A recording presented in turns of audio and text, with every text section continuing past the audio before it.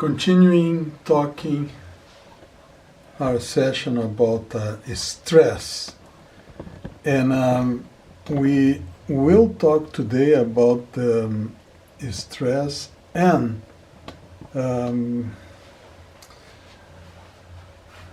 Bible. And I chose a verse today that is found in Ecclesiastes 3:1-8. I'm going to read that first. There is a time for everything and a season for every activity under the heavens, a time to be born and a time to die, a time to plant and a time to uproot, a time to kill and a time to heal, a time to tear down and a time to build, a time to weep and a time to laugh, a time to mourn and a time to dance, a time to scatter stones and a time to gather them, a time to embrace and a time to refrain from embracing, a time to search and a time to give up, a time to keep and a time to throw away, a time to tear and a time to mend, a time to be silent and a time to speak, a time to love and a time to hate, a time for war and a time for peace. It looks like in many cases, when we have stress, we could be the person responsible for that. I don't want to put you down. That's not the objective of this session. But just to tell you that maybe if you analyze, if you assess why you are so stressed out, maybe, could be, that this is because you design your own lifestyle to be like that. Okay, as the proof that I am not here to blame anybody and to develop the guilty sense on you, I'm going to mention something that happened to me related to this time problem here. In 1986, I was chosen to be the director of the San Roque Adventist Clinic in the state of São Paulo. And then today the name is Natural Life Adventist Clínica, or in Portuguese, Clínica Adventista Vida Natural. And then when I was chosen to be the director, back in 1986, I know, a long time ago, I decided that I will jump and kind of do whatever to have this clinic to develop. And then I had 4 projects that I started. One of them was to start a bakery. I want to make whole wheat bread and sell in all neighborhoods there, and also not be concerned just about my patients in the clinic, but also the community, because on that time our main product was promotion of health.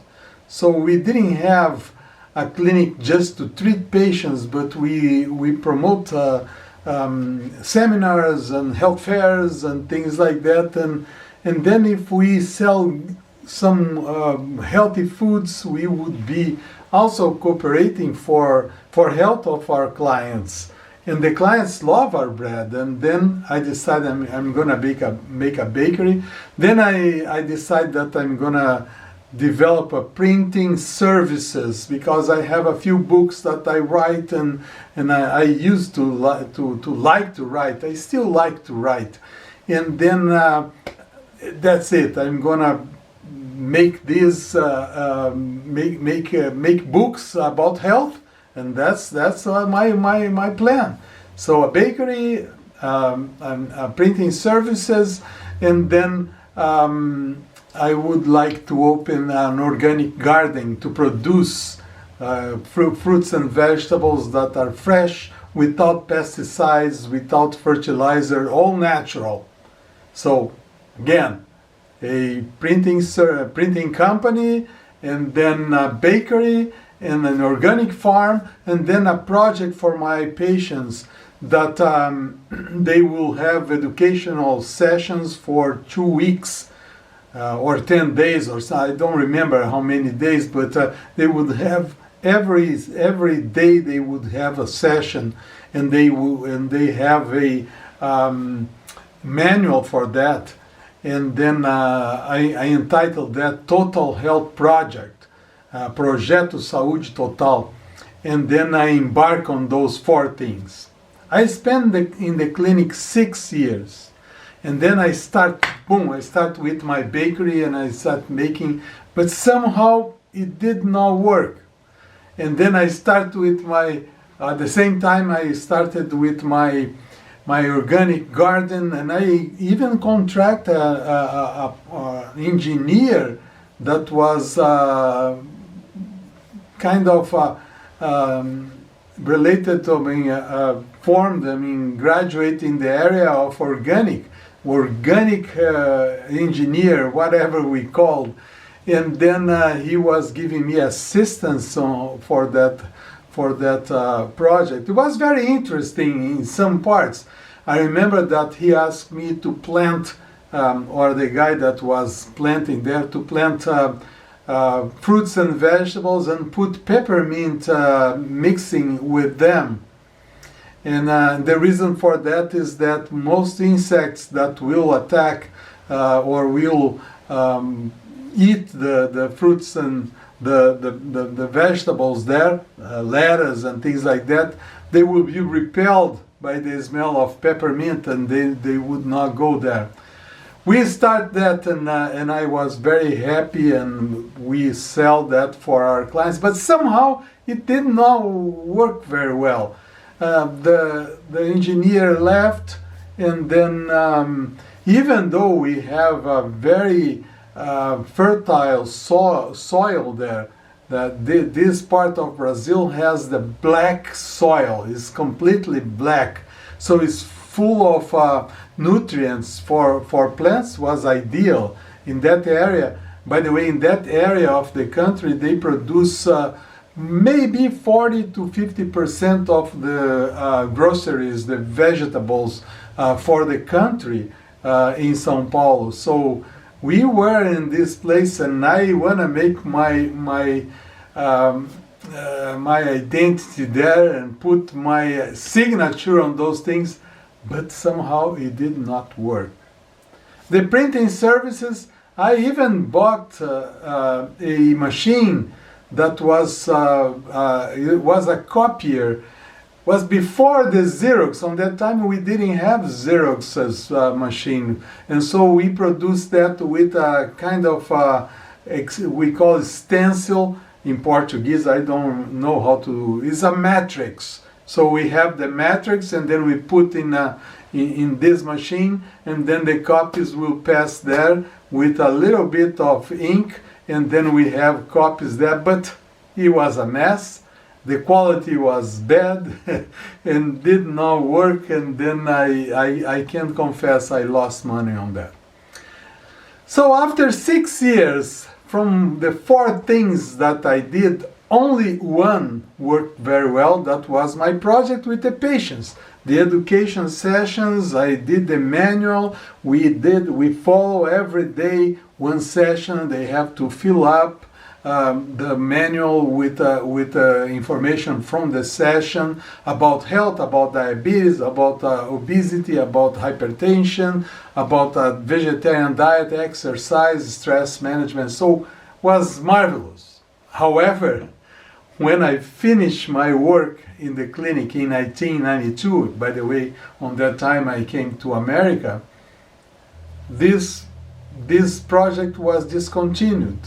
And nobody followed that, nobody did anything, and it just ended up for nothing. So during these 6 years, I stressed out a lot to keep those 4 things. I was able to do one thing, and even that thing that I did went nowhere. So it was a little disappointing, but I learned a lesson, and that's one thing that is important for stress management. that you learn the lesson, that you learn by your mistakes. And ideally, you should learn from other mistakes, other people's mistakes. But we are human beings. We have to commit a mistake and learn from that. And that's the only way, or mostly the only way that we learn. We learn from things that went wrong. But the Bible, from this time, Solomon wrote this verse that, hey, you have time for everything. Don't pile up things, because there is a time for this, there is a time for that. So in my case, do one thing at a time. Don't mix up. Don't add two more things. Focus. Get your priorities in charge, and then go for that.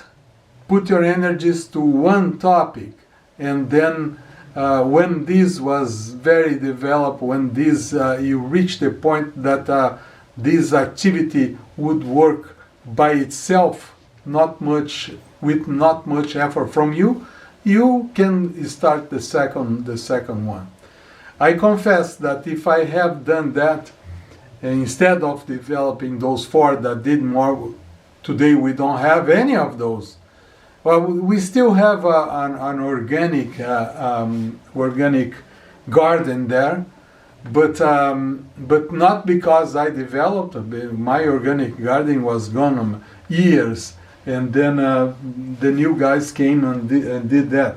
But if I had put all my efforts in that project with the patience and develop a system, and then train my employees and the person that came after me to continue this work, maybe they would be done. They would be doing this until now. Who knows? Anyways, focus. There is a time for every single activity. Don't pile up activities. Would that be the cause of your stress? We are exploring many stress situations for you to see which one might be in your case. In my case, it was at least one of them was this. Wanting to take the whole world in a few years, and that's not possible. Thank you, and see you on next time on Dr. Loma Linda, stress management techniques and tips. Bye bye.